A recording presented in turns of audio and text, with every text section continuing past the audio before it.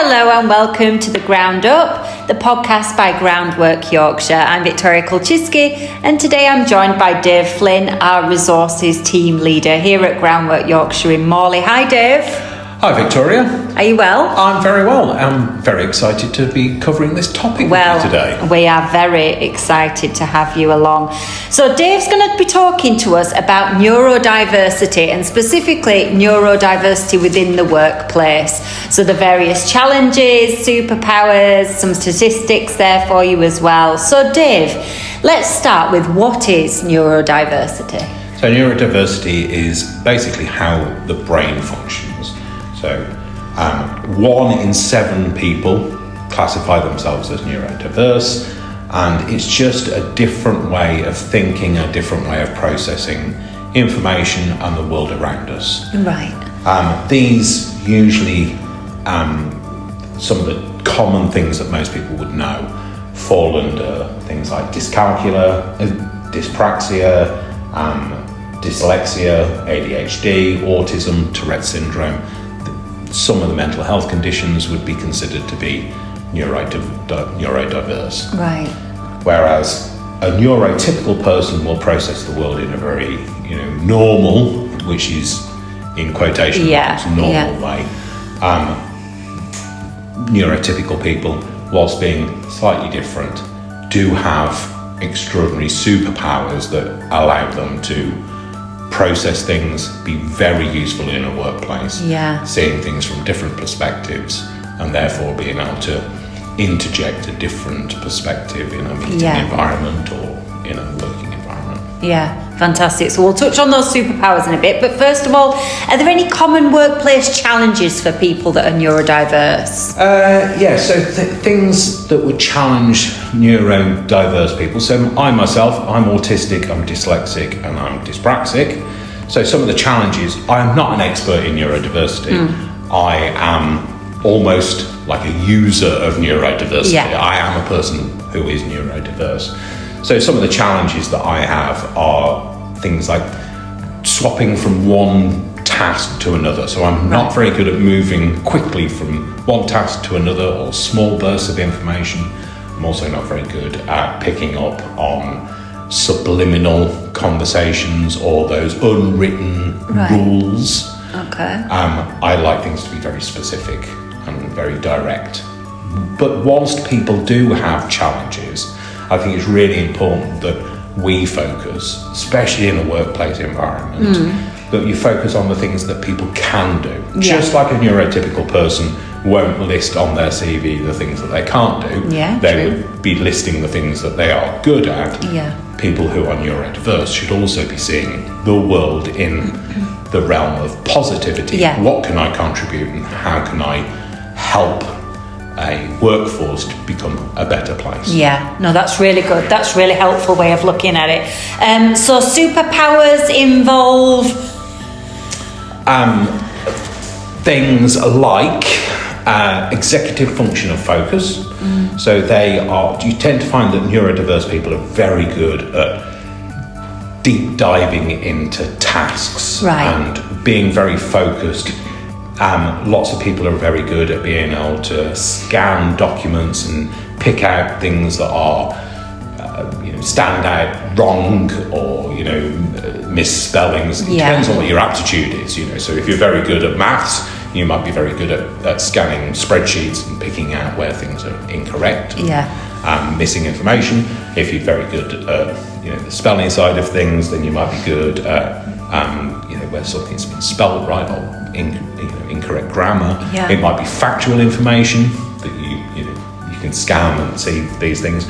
Or also just, if I get task focused, you set me a task, I will see that task right through from start to finish and be able to accomplish something that other people tend to not be able to process or do or spend a long time. Lots of people seem to want to be able to have a lot of variety. I love deep diving into one thing and being quite task focused. That's completely the opposite to me, but you can see how it all adds up to a great workplace. And it's great. It's good balance. It's very important, and nobody's suggesting that the world is only ever run by neurodiverse people.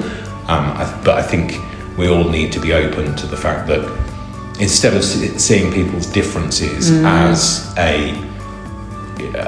something that's to be seen as a negative, but seeing somebody's difference as being an opportunity and strength and a way to enhance. Absolutely. Have you got any interesting statistics that we can think about? Yeah, so some of the statistics, like I said, 1 in 7 people in the UK would consider themselves to be neurodiverse. 96% of UK employees don't want to disclose their neurodiversity to employers because in previous generations it's had a negative perception to people. So, if you've looked historically, people would be seen as being different, as being a negative. We are well and truly into the 21st century. Now is the time to see these things as opportunities. In adversity lies opportunity. Equally, in diversity lies opportunity. Maybe I've just coined a new phrase. So we'll patent that quickly.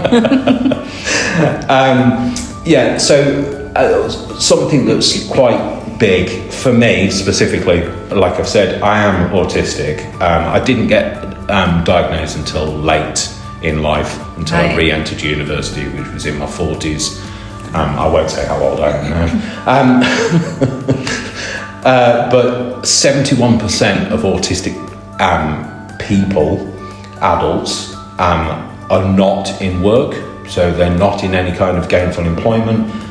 Then that's compared to 6.8% of neurotypical people. Right, okay. So there's a massive disproportionate, there is, isn't there? It's quite a bit of a gap, that, isn't it? And that's often by perception of how a workplace recruits. The workplace recruitment process can just filter out people who actually would be really beneficial to your environment because they do things differently, but because they can't perform in a very stereotypical cookie cutter style interview process, they don't necessarily get through that step. 80% of candidates say inclusion is important to them when choosing an employer. Definitely something that I've refocused on. When I was younger, I was chasing finances, I was chasing, the headline things like what job role you were doing, what job title you had, how much money they were going to pay. And as you get older, you refocus and you see what's more important to you. And working with employers who see opportunity in difference becomes something that becomes more important to you as your life settles down. And I would look, if I was changing my job, and if I ever had to change my job, I would look at an employer who was looking for difference rather than look for, what wouldn't be the first thing that I would look at is how much they were paying, which is definitely something I would have done in my younger days, in my youth. Well, our priorities change, don't they? Absolutely. And it's really important to acknowledge that, really. Right, something that stood out for me when you were doing your presentation on neurodiversity in the workplace, Dave, was the curb cut effect. Now, this really stayed with me and I thought it was really interesting. I wondered if you could just explain the curb cut effect to our listeners. So curb cut effect is quite an Americanization of the term. In the UK, some people might know it as the drop curb effect. And it's basically a difference that has been made for one sector of the community. So, for instance, the drop curb. So, drop curbs were put in at pedestrian crossings to allow wheelchair users easier access to move from the pavement across the road surface and back onto a pavement. So, the curb was dropped down so that it was a nice, smooth surface. So that was done initially for people who had mobility issues that needed to use wheelchairs or walking frames, that sort of thing. So it was on a level. However, that's benefited other sectors of the community by having if you're pushing a delivery pallet, that drop curb helps you gain access from the road surface to the pavement. Similarly, if you've got a wheelie case, having that drop curb means that your wheelie case is more stable and won't tip over as you're dragging it along. People with pushchairs it's much more easy access with a drop curb. So sometimes changing something in society to benefit one person actually benefits many other people that weren't necessarily considered when this action happened. Yeah. And most of the time, that's the same in the workplace. Changes that may need to happen in a workplace benefit many more people than the people who the changes were made for. So things like quiet spaces in a work environment. A quiet space is really good for somebody like myself, autistic. Sometimes I get overwhelmed by sensory input or overstimulation. Just being able to step away from that and go and refocus in a quiet environment where I'm not going to get disturbed by lots of people coming and going, or the noises of an office environment, actually helps other people, neurotypical people. A great place for a meeting space, somewhere to hold a podcast. Yeah. Other things that weren't designed for the purpose, but actually beneficial to everybody. Yeah, absolutely. And just having those adaptations, I don't think anybody who is neurotypical is looking to have any adaptations that makes them stand out. Yeah.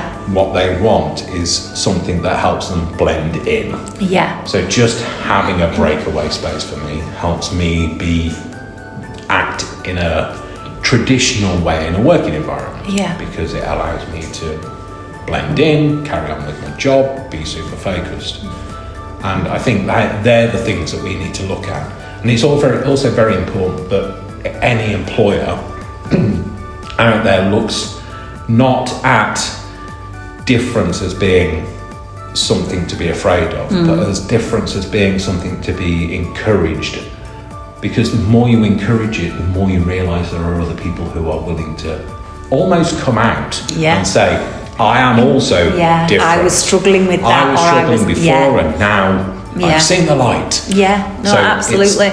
So it benefits everybody. I think that curb cut effect or that drop curb effect explanation of how it works within the workplace or within society itself is so helpful. And I think that's one of the main things that people are going to take away with them and actually think, when changes are made, it leads to progress. It really does. It does. And progress means success, really, because it means that you've moved forward. Yeah, there's some really powerful things about companies that really embrace diversity.